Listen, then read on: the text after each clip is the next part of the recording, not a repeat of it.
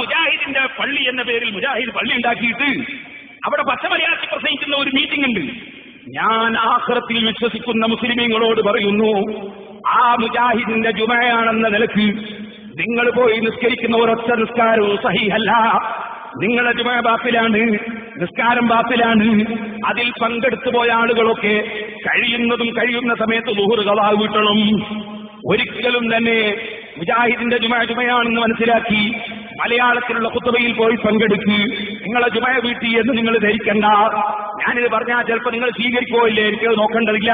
പടച്ചവന്റെ കോടതിയിലെത്തുന്ന സമയത്ത് അള്ളാഹുവിനോട് ഞാൻ തുറന്നു പറയും, മുജാഹിദിന്റെ ജുമ അത് സഹീഹല്ലെന്ന് ഇമാം നബവി റളിയല്ലാഹു അൻഹുവിന്റെ കിതാബിൽ, അതുപോലുള്ള മറ്റ് മഹാന്മാരുടെ കിതാബിൽ ഖുത്ബ അറബിയിൽ തന്നെ ആകണം നിബന്ധനയാണ്, ഇല്ലെങ്കിൽ ഖുത്ബ സഹീഹല്ല എന്ന് വ്യക്തമായി പറഞ്ഞതിനാൽ മലയാള ഖുത്ബ നടക്കുന്ന മുജാഹിദിന്റെ ജുമ സഹീഹല്ല, സഹീഹല്ല, സഹീഹല്ല.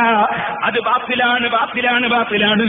സർവ്വ മലക്കുകളെയും സാക്ഷി നിർത്തി ഞാൻ പറയട്ടെ, സർവ്വ മോമിനീങ്ങളെയും സാക്ഷി നിർത്തി ഞാൻ പറയട്ടെ.